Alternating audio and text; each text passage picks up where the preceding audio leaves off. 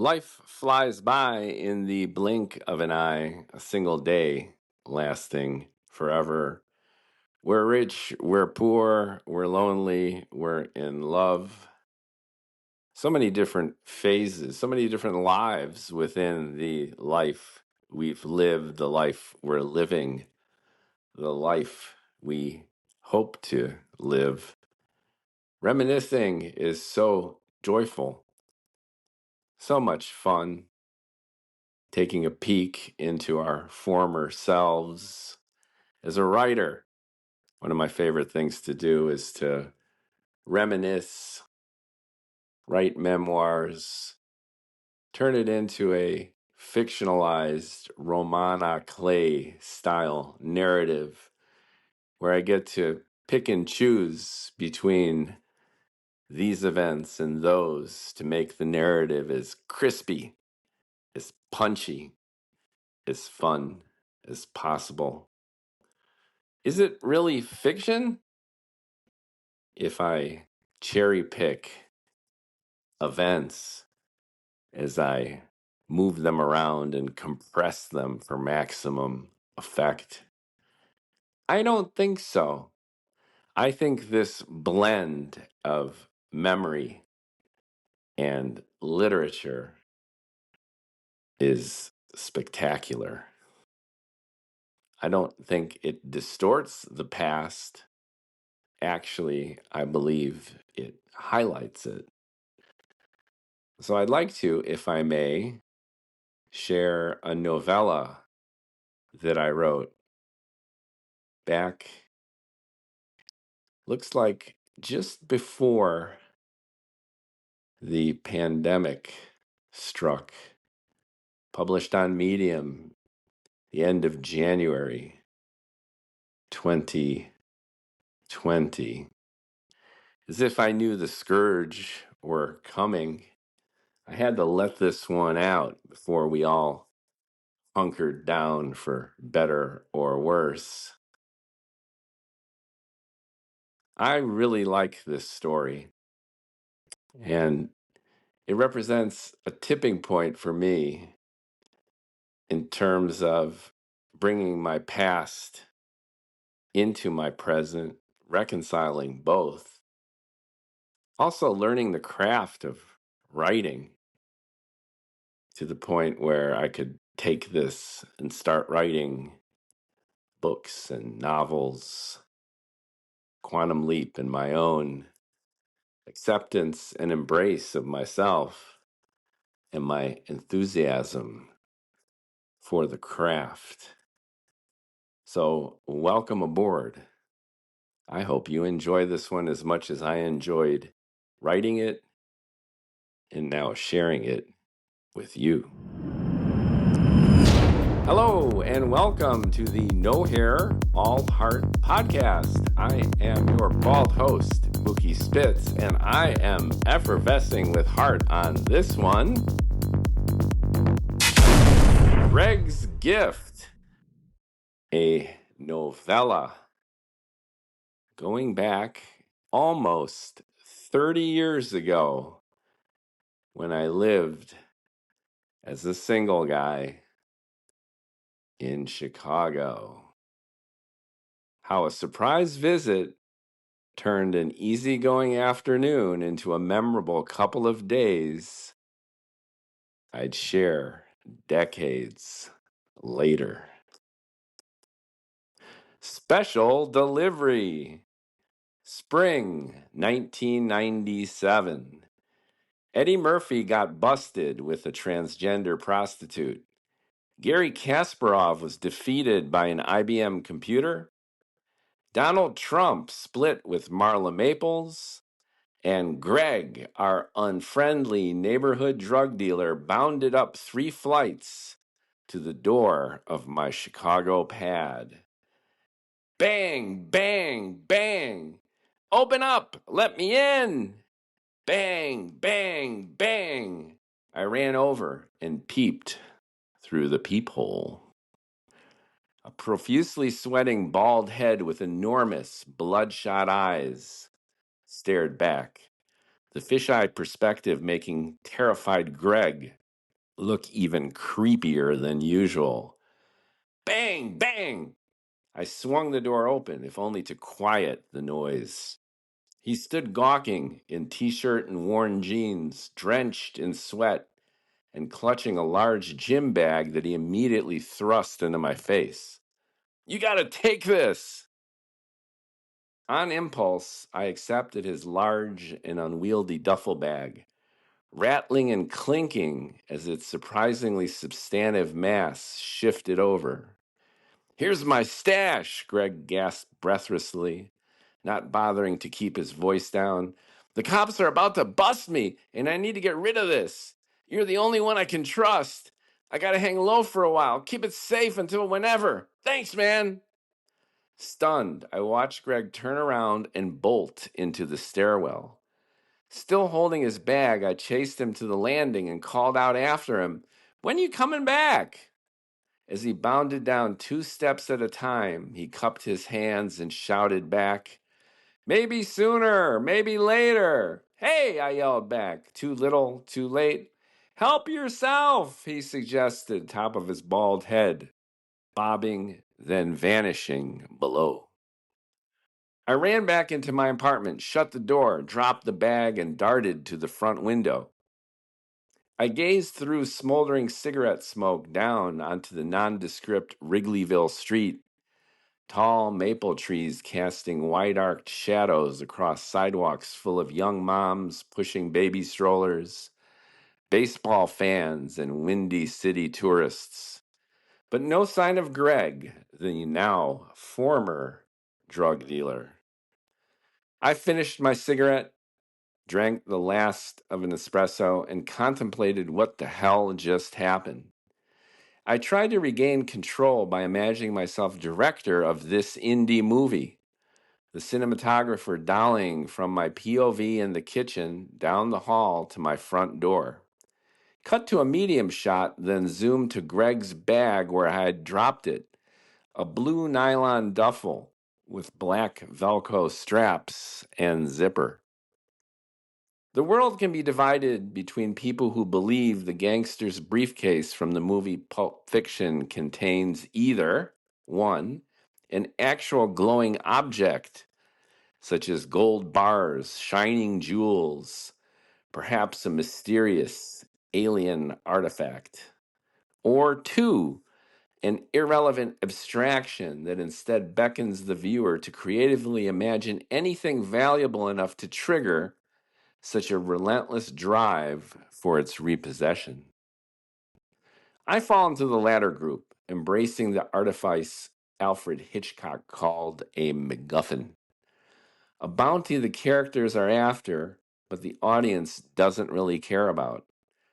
Knowing the contents of that briefcase is not only pointless, but distracting. Whatever is in there is obviously worth retrieving and even dying for.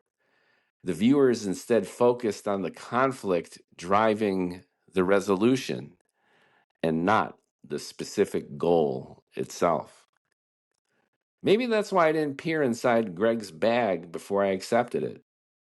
Another reason was being caught off guard that spring afternoon about 30 years ago, when one moment I stood inside my kitchen smoking and caffeinating, idly wondering if I should buy Amazon's newly issued stock at a very risky $18 a share, and the next found myself an accessory to somebody else's problem. Cut! A good editor can make this whole scene just vanish, splicing before and after visit into a seamless Tuesday afternoon. No such luck for me, though, as there still sat his bag beckoning to be opened, or at least hid from the cops who had likely surveyed Greg from several blocks away, right to my apartment door. Sorry, officer, I'd say as they dragged me away. I was just doing a friend a favor. Secret admirer. I tended bar up the street and knew hundreds of people by name, thousands by sight, yet could consider few, if any, close friends. In ways, my scene hardly differed from that of drug dealers like Greg, arguably more parasitical, yet by any stretch performing a similar public service. I sold legal drugs, they sold illegal drugs, each of us servicing the same drug addicted customers. As colleagues of sorts, Greg and I were suspicious of, yet dependent on each other. The lines crossed closer when I was promoted to manager, ostensibly responsible for keeping the bar safe from lowlives, petty thieves, violent drunks, and, of course, drug dealers. In exchange for letting him and his pals operate, I got invitations to the best parties and a friend rate on their goodies. Drug's specialty was quality methamphetamine, affectionately called Tina, and sold in $50 tiny baggies of crystal shards. Years before Breaking Bad, our boy was the local Jesse Pinkman, distributing for an unseen hillbilly Heisenberg whom Greg knew from his barnstorming flyover days and now sold for in the city.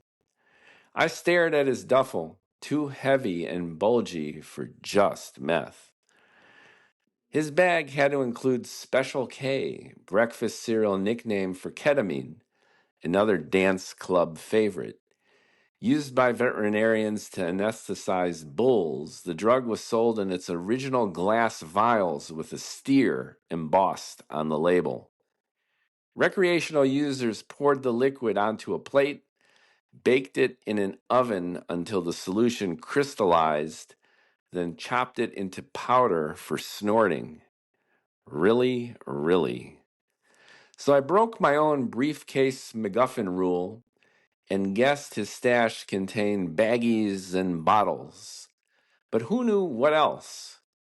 Fearing the alluring glow and too freaked to actually open it, I tossed the large gym bag into the bottom of my bedroom closet as the realization struck me that Greg's stash was now my stash. Thousands of dollars in drugs and years in felony possession jail time. Knock, knock. The door? Again? Seriously? Now? A surge of paranoia nearly knocked me off my feet. Knock, knock. Mookie, you okay? I recognized the voice of my neighbor, Liza, and I wasn't sure if relief, terror, or annoyance were appropriate. Did you hear banging and yelling? Hi, are you all right? Hello? Do you miss me? Can you let me in? Please? I have a present for you. I covered the duffel bag with dirty laundry, shut the closet, opened the front door, and greeted Liza, who stood leaning heavily on one foot, hand on a swaying hip, winking. We were months into playing an exhausting game of cat and mouse featuring impromptu visits, awkward teasing, and endless arguing.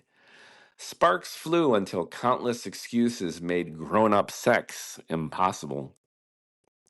I watched you from my window last night, she whispered, her creepy alcove-to-alcove spyings always weirding me out. You know I hate that, I smirked, annoyed at our repetitive mating games, but now welcoming the distraction. Did I tell you that I have a present for you? She asked. You sure did, I said, shuddering at the reminder of the gift my good pal Greg had just delivered. Let's party, I suggested, eager to get as far from the contraband as possible.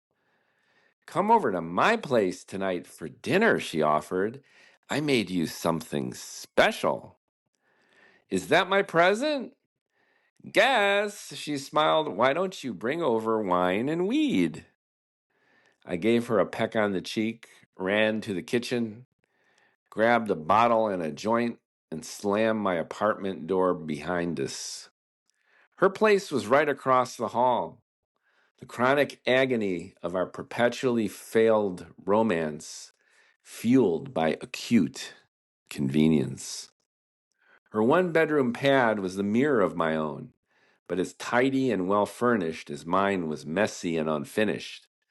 I never got laid in either, but at least in hers she was more calm and relaxed, a sexless rest stop along our route to romantic oblivion. Date fright. Elaine and Kramer never actually dated on Seinfeld, but imagine the mess if they had. Liza and I were worse, because at least Elaine put out and Kramer would suddenly vanish. In contrast, I stubbornly overstayed my welcome, trying against all odds to somehow hit it, while Liza foolishly clung to the false hope that I was the nice Jewish boy of her dreams, that I obviously wasn't. Utterly delusional, we relentlessly disappointed each other. Our backgrounds as the children of Holocaust survivors made the dynamic even worse. Her ancestors Polish, mine Hungarian. Powerful familial instincts were triggered yet diametrically at odds. Liza proudly embraced her heritage and saw me as a viable suitor, while I fled from a horrific past she constantly reminded me of. Our opposing instincts stubbornly played out to predictable effect. Thankful to be free of Greg's stash, at least for now, I slouched with a sigh of relief onto Liza's couch until she propped me up in front of her rumbling refrigerator. The fridge door was covered in photographs, including several of her parents' second house in Florida. She pointed and gestured as if pitching real estate. My dad promised me this home as a wedding present, she said tearfully. Central air conditioning, 3 bedrooms, a renovated kitchen, half an acre of land for the kids to play, and a basement den where you could set up your man cave. Jesus, she did this every time. Subtle as a dowry FedExed overnight when you absolutely, positively are desperate to get married. Smooth as a jackhammer in an orphanage, I switched gears. What's for dinner? We stood flush with the warm stove, and I placed a hand on her ass. She batted it away and launched into 20 questions, typically the next move after I ignored or rejected her implicit marriage proposals. How many girls did you date in high school? She asked, grimacing. How many in college? She was vetting a potential husband by interrogating a suspected libertine. Despite her fantasy of meeting Mr. Right, she knew I managed a dance club, lurked with neighborhood rapscallions, and led a vampire-like nocturnal existence. The less I met her criteria, the more she wanted to change me, as if I were a tainted cheese gobbled up and barfed back out, over and over and over again. I'm a serial monogamist, I said, trying to change the subject and calm her down, failing at both. What does that mean? She snapped, hair flipping and sashaying back to the couch. She was dying to ask if I were gay, a drug addict, surely both. My response never mattered anyway. She was always compulsively attracted and reflexively repulsed to the brink of hysteria. Having learned a life lesson from Greg, I bum rushed Liza with drugs. Let's get drunk and high. She was a luscious kisser. I have to give her that. Nibbling at first, then probing. Her rapid, warm breaths accelerated our arousal. My tongue explored. She'd reciprocate in kind. I'd go faster and deeper. Her erogenous zone was her right thigh, which I'd rub gently until she'd freak out and make me stop. At dinner, our adolescent flirtation regressed to shameless infantilism. Plastic place settings and Barbie and Ken role-playing ensured our absurd courtship remained whimsical, campy, and ridiculous. Liza offered tiny servings, teased each morsel, made me ask for more. She doted on me but never fucked, clinging to the boy in boyfriend while obsessively yearning for a husband. We wound up in bed, as usual. The shift from paranoid neighbors to feuding faux siblings to dysfunctional lovers would take 20 seconds or 2 hours, but was repetitively played out with tedious banality. Tonight I was more patient to ensure she'd let me stay the whole night, keeping me out of range of the telltale duffel bag that still lurked in my bedroom closet across the hall. Morning breath. We all have our strengths and weaknesses, many of them in the sack. Allergic to penetration, Liza compensated for her self imposed sexual handicap by administering world class hand jobs. Her mad skills were enhanced by the realization that she'd never allow things to go any further. So whenever she made her move, I made the most of it. Fuck you, Frankie Goes to Hollywood. Following my release, she'd let me touch her too, but never to orgasm. After revving her up, she'd push my hand away and rub her thigh against my leg. In full control, she insisted on climaxing herself. Both satiated, we'd fall asleep or argue again. Luckily that night, the wine and weeds sedated us, our naked, sweaty bodies entangled, yet still light years away from any true intimacy. At some point in the night, I woke up to take a leak and noticed a subtle but alarmingly foul smell. A malodorous combination of rotting meat and human shit. The funk was bad enough for me to check if the garbage were taken out or the toilet overflowed. The coast in her apartment seemingly clear, I opened a window, crawled back into her bed, and fell fast asleep. Next morning, we woke to stale coffee and a fresh feud. You never shared your thoughts about my wonderful house in Florida, Liza jibed. You never put me in your mouth, I suggested, jumping up to go as she hurled punches, kicks, and invectives. You're a mean schmookie, she yelled, and I hate you. She flung a macrame pillow as I opened the door, and we both gasped. God, what's that awful smell? She asked, the funk from last night wafting back into her apartment with vengeance. I shut the door and faced her. You never gave me my present. She finger waved. You were a bad boy. Maybe next time, if you're nicer to me, I'll show you. I held my nose, air kissed her bye-bye, and left. Concerned the smell might be emanating from Greg's bag, I lurched across the hall and unlocked my door. Ducking into my apartment, I was relieved the odor came from elsewhere as my 3 cats serenaded me, meowing hungrily from the kitchen. Zippy was a pompous, snow-white prima donna. Flippy, a black, long-haired, broken-tailed mongrel. And Little Bitch, a feisty young tabby. With all the commotion surrounding Greg's invasion, I'd forgotten about my kitties.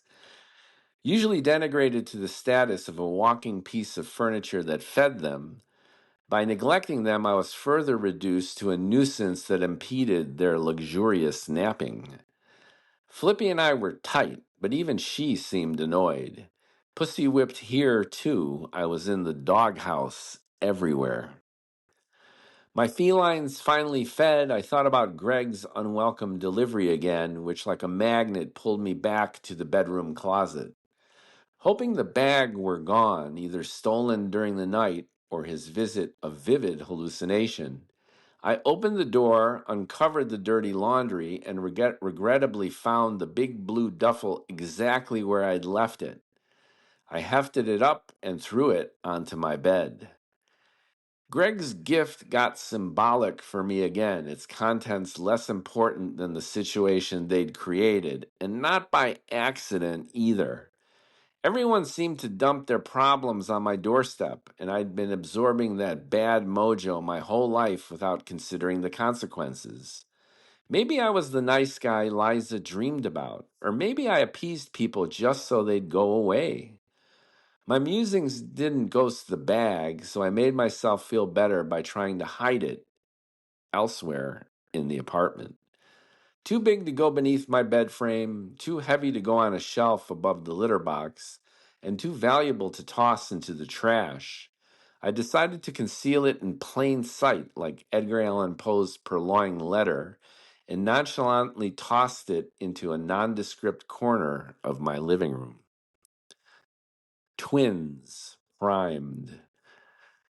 Problem ostensibly solved, or at least ignored, I felt refreshingly svelte. Here was a man of sophistication, a guy people could trust. A social introvert, I flourished at the boundary between being completely ignored and incessant. Fuck! Check, check, check, check, check. A social introvert, I flourished at the boundary between being completely ignored and incessantly talked about, somehow flying under the radar while steering the ship. All of a sudden, the ball was unexpectedly in my court, thrilling and terrifying me. Life back to normal, I ran errands for half an hour until a panic attack sent me rushing empty handed back home. My confidence was hardly bolstered by the shining red and blue lights, squad cars and big black unidentified van now blocking the street right in front of my building. Shit! I got exposed, ratted out, followed, my goose cooked. The CPD were here to bag the bagman. As the Chicago police swarmed, my mind raced. I'd have to move fast, but where could I hide? My friends were either at their day jobs or impossible to reach. Remember, this was spring of 1997, and few had those exotic Nokia flip phones, as get smart cool as they were rare and bulky. Wired telephones and wax paper fax machines made work, dating, and fleeing from the cops a huge pain in the ass. Archaic tech made drug dealing more challenging too, which again got me thinking about Greg. Neither of us had mobile phones, but we had pagers, little black plastic boxes clipped to our belts that buzzed or vibrated when someone called your pager number. A tiny screen revealed the number trying to reach you, which you would then call back from the nearest landline telephone. Less than 24 hours into babysitting his drugs, I was over it. I vowed to page Greg ASAP, then stand ready by my wall phone, poised for him to call me back. I'd tell him thanks, but no thanks. He'd have to pick his shit right back up pronto. For now, though, I was stuck with his stash and wondered whom to page or ring to avoid having to go back to my bachelor's pad and get arrested. The nearest payphone was in the 7-Eleven on Halsted Street. Taking the long way around, I sprinted into the place and nearly ran right into Minnie, carb-loading potato chips, candy, and gum, his arms already full of the week's latest comic books. As avid a reader as he was a collector, he worshipped superheroes with the same enthusiasm his identical twin brother Mickey tried to become one. Throughout my life, I'd met and gotten to know several sets of identical twins. They seem to fall into two distinct categories: pairs that either, 1, strive to look alike, act alike, and do everything together, or those that, 2, do their best to differentiate and distance themselves from each other. I call them can't beat 'em, then join 'em versus can't join 'em, then beat 'em type twin sets. I'm no expert, but the dueling psychologies make sense. Think about it. You share the planet with another human being having the exact same genetic code as you do, your very own same age clone. So either you embrace it and each other to create a composite person, or you resist the draw of duplicate DNA and claim your unique identity by becoming divergent in every way. Mickey and Minnie fell squarely into the latter group. Both were gay, but polar opposites in morphology, mood, and manner.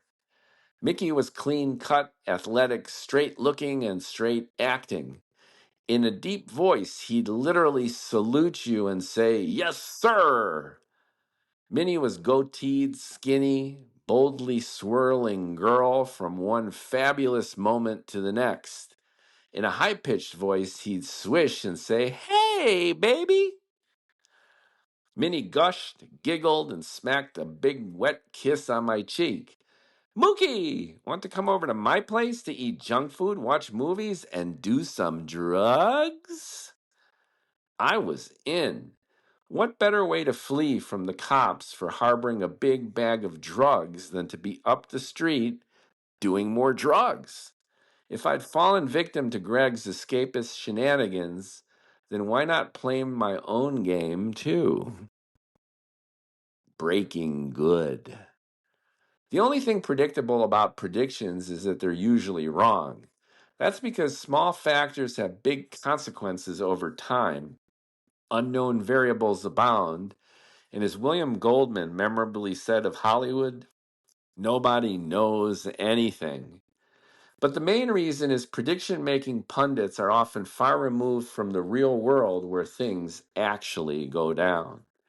So after prognosticators envisioned flying cars, moon bases, and Jeff Bezos going bankrupt, eventually the housing market crashed, social media destroyed democracy, and Amazon's market cap topped $1 trillion.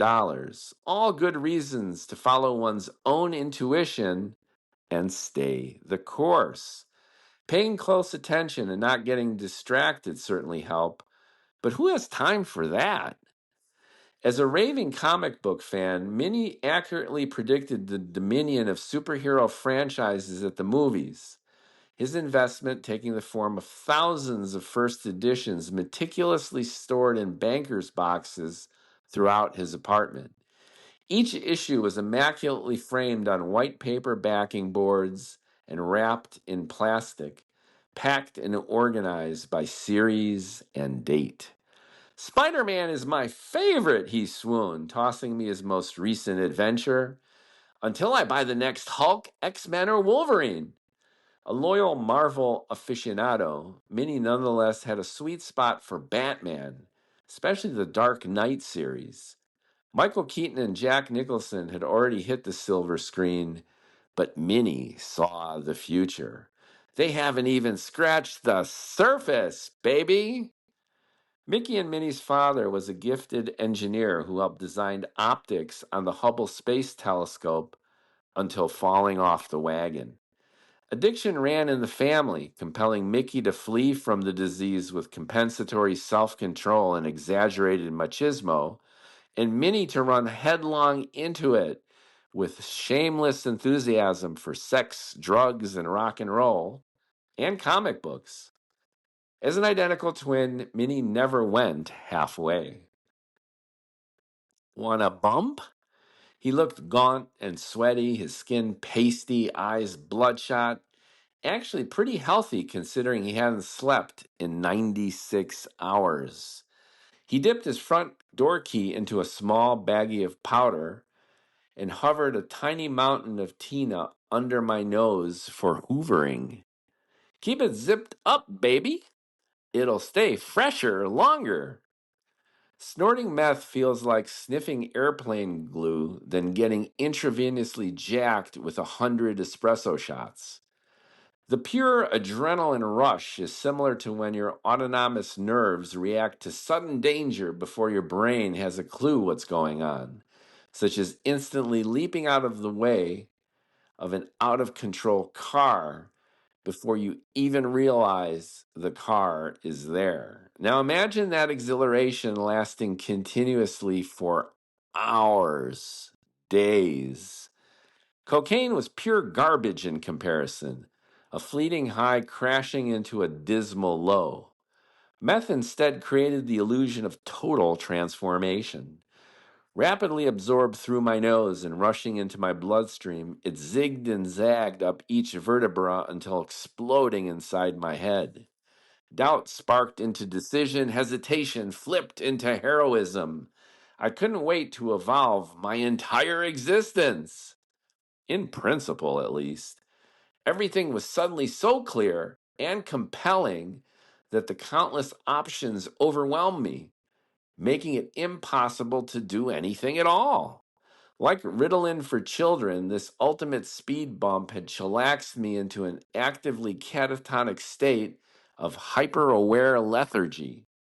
I became superhero Methamook, able to accomplish absolutely nothing with epic confidence. Hours zoomed by in minutes, during which we wandered aimlessly around Minnie's apartment, read comic books, bumped more meth, and danced to hyperdecibel loops of his favorite song, Roll with the Changes by REO Speedwagon. A disco ball spun and flashed, inducing seizures in his cat that scurried under a bed. Hey, baby, Minnie yelled. Imagine the techno remix! Hanging around. We fist pumped and visualized a gay dance club scene revitalized with EDM appropriations of rock and roll classics. Lisa Stansfield and Cher replaced by Led Zeppelin and Bono. I couldn't tell if our bizarro world fantasies were Minnie's way of connecting with me through our shared taste in rock music, or if he actually believed such a set list could work, perhaps as a quirky theme night. Since I managed the club and hired the DJs, it dawned on me he might not only be pitching his eccentric ideas, but himself as the mock jock to pull them off. He'd expressed interest in the role before, and I hadn't taken him seriously. Recent events heightened my suspicions. Greg offered me a bag of drugs to keep them safe. Now Minnie seemed to ply me with speed for a gig. My paranoia lasted only as long as the next song, which was the same lousy song blasted on that continuous loop for at least the 20th time. If Liza and I were too fucked up to screw, then Minnie and I were too meth-addled, punch-drunk silly, and hysterically obnoxious to blow each other. We were summoned for a much higher purpose anyway. The show must go on. Hello, sir, interrupted Mickey, abruptly standing at attention by the door as Minnie and I contorted to the music in what must have looked like manic yoga positions. Mind if I turn the music down, sir? Like a commando invading a nursery school, kindergarten cop here reminded us through his equally extreme and polarized conventionality that all three of us were batshit fucking crazy. Where did my thoughts go? What time was it, anyway? The twins were now whole, the planet regaining balance as Mickey scrambled to clean up the mess of potato chips, candy, and gum wrappers strewn about, while Minnie and I struggled to recall when and how we'd consumed all that crap. Thanks, Mick, I said, mock saluting. Can I repay you with a bag full of drugs? Minnie convulsed with laughter, fell off the couch, and turned up the stereo. As the interminable song shattered eardrums, Minnie swayed his arms side to side, gyrated his hips, and genuflected in warm deference to his twin brother, frantically washing a mountain of dirty dishes left in the kitchen sink. The brothers had finally canceled each other out. I was saved by zero and left. Remembering to check my wristwatch, another relic from those pre-digital days, I was relieved that 2 hours had passed and I still hadn't been arrested. Taking the long way around the block, I cautiously looked down my street and was again relieved that the coast was clear, all the squad cars gone except for the unidentified double-parked black van, which could have been anything. Still buzzing, suffused with a disorienting combination of chutzpah and fatalism, I self-consciously shambled to my building and struggled up the steps to my third-floor apartment. On a landing, I ran right into two uniformed men wearing black helmets, flak jackets with tactical embroidered across the back, and cargo pants loaded with walkie-talkies, automatics, and ammo. "You live here?" the taller one blurted, nearly knocking me off my feet. "Yes," I said, blindsided. "You okay?" he asked, scrutinizing my look of abject terror and the waterfall of clammy meth-induced sweat rolling down my cheeks. "I think so," I said sheepishly.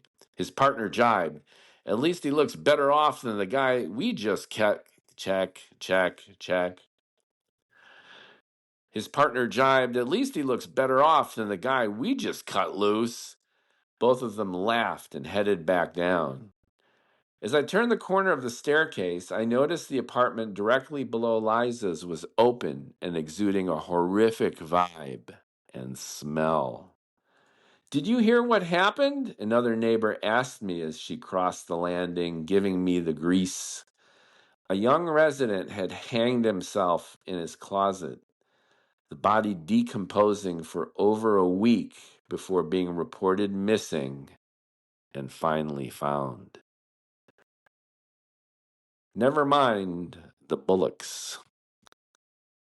Mystery solved, my existential angst began. Sight is the brain processing light that's impacted the eyes. Hearing is sound vibrating one's eardrums.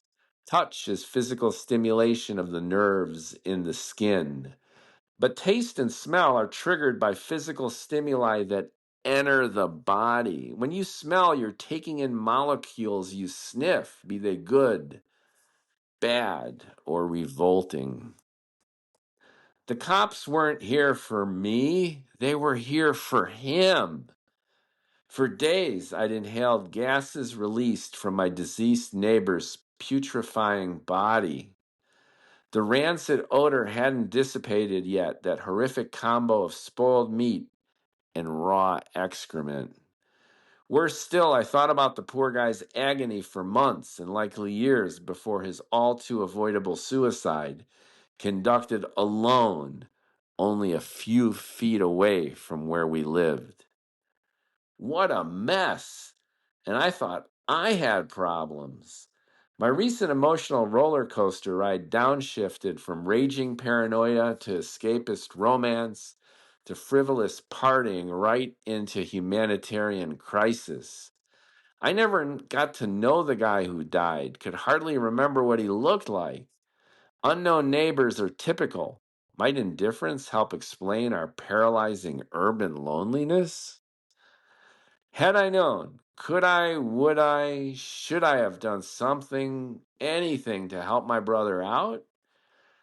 Tragedies happen everywhere, but when they hit nearby, we feel connected and therefore somehow responsible. If walls could talk, they would tell us about the lives lived akin to our own, fraught with excitement and joy, but also despair and death. All that separates us is space, time, and empathy. These thoughts were heavy as I trudged up the final flight of steps to my apartment, half expecting Liza at my door only to find Alexa there instead, hips pumping, hair flaring, and eyelashes fluttering. "Where have you been?" Alexa was one of my many neighborhood friends who drove Liza crazy. Probably the neighborhood friend who drove Liza the most crazy. A male to female transgender hairdresser, Alexa was still under construction and required occasional silicone tune-ups. Perhaps in the same way Greg counted on me to hide his stash, Liza neurotically teased me and Minnie partied with me to abandon. Alexa randomly visited with vials, needles, and zaniness, confident I would indulge and care for her. Off the grid and devoid of health benefits, Alexa pursued her reconstructive and cosmetic work on the black market. Entrepreneurs crisscrossed the Mexican border to bring back the goods. Unregulated, the product quality was questionable. Unsupervised, trannies recruited each other and friends like me to inject the bootleg synthetic gel directly into their expanding butts and breasts. Alexa stormed in as she usually did, every entrance a grand entrance, every gesture over the top. Many, even within the gay community, found her annoying, but I could sense her sincere passion and heartfelt earnestness. Despite her nonstop narcissism, she was kind, cared deeply for others, had an hysterical, self deprecating sense of humor, and was always fascinating. Her father was an old school Italian South Side Chicago mobster, and her mother a Cherokee Indian, creating an unlikely and incendiary union. An older brother was locked up long ago on drug and murder charges, while back home, Alan was naturally effeminate and bravely defiant, beaten up and kicked out. Estranged from family since high school, Alexa never looked back.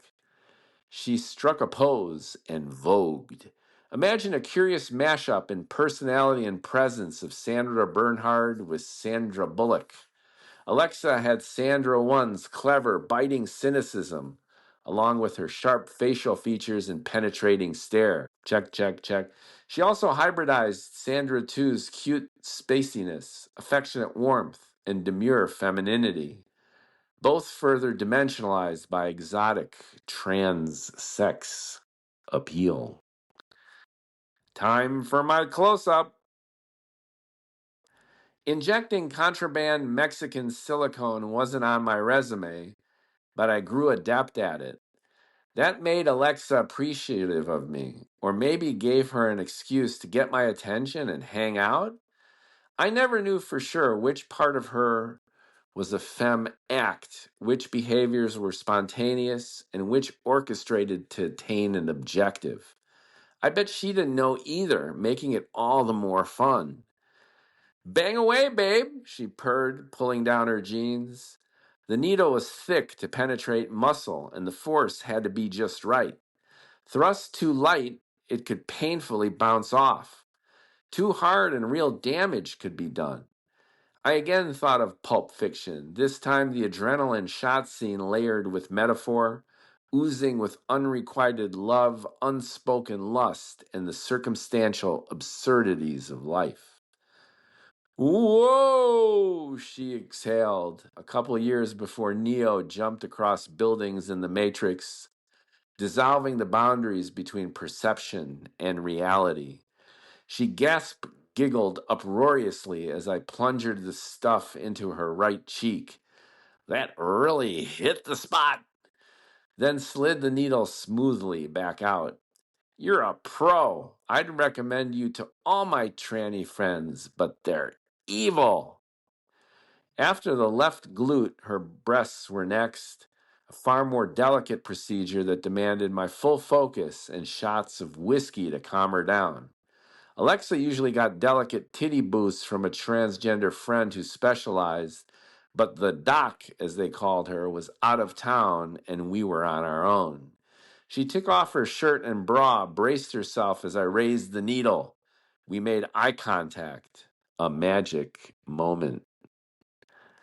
From within her dark brown iris, a flaring and dilated pupil peered back deeply into my soul. The intense vibe was soothingly familiar yet eerily alien, neither male nor female, young nor old, wise nor foolish, courageous nor fearful, sacrosanct nor licentious. We mind melded before realizing what just happened, diving into and out of ourselves, flipping us both completely out. We blinked, then she leaped, literally, onto a chair.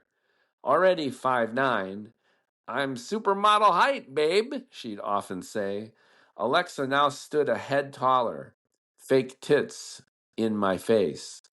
She defensively cupped them in each hand, her respective thumbs and index fingers squeezing left, then right nipples.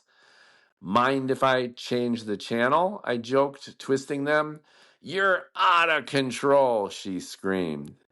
Plummeting backward, I caught her and leaned to counterbalance. We stood holding each other up for a moment like two modern dancers until our equilibrium was shattered and she fell back into the chair, taking me with her. The momentum sent us rolling across the living room and right into Greg's duffel bag, which stopped the chair suddenly and hurled us both to the floor. Alexa was so hyper-focused on herself, she rarely noticed anything around her.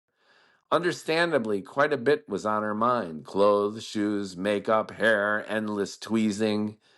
She was her own full-time job, which made my hidden in plain sight strategy for Greg's stash effective. But once something came to Alexa's attention, she became obsessed by it, as if she willed it into existence. "What's in the bag?" she asked as she stood up again, still topless. "I'm not sure," I said, standing next to her. "Greg dropped it off yesterday, so it's likely packed with drugs." "Oh, really?" Alexa said, prodding it. "Let's open it and find out." The realization struck me that I'd had his goods for more than a day and never once peeked inside, suddenly making me ravenously curious and alarmed. I hefted the duffel onto the chair and rolled it into a corner as if afraid the bag would explode. "We forgot about your tits," I reminded her, trying to deflect. "Thanks for pumping up my ass cheeks, babe," she said, tossing her top back on and pulling her pants up. "But now we've got other fish to fry." Curiosity shifted into determination as she unzipped the bright blue bag's flaps. I hope you're enjoying the story. I'm breaking it up, as you've probably guessed, into a few parts, and I will be back with part 2 of Greg's gift on the No Hair, All Heart podcast. Check it out.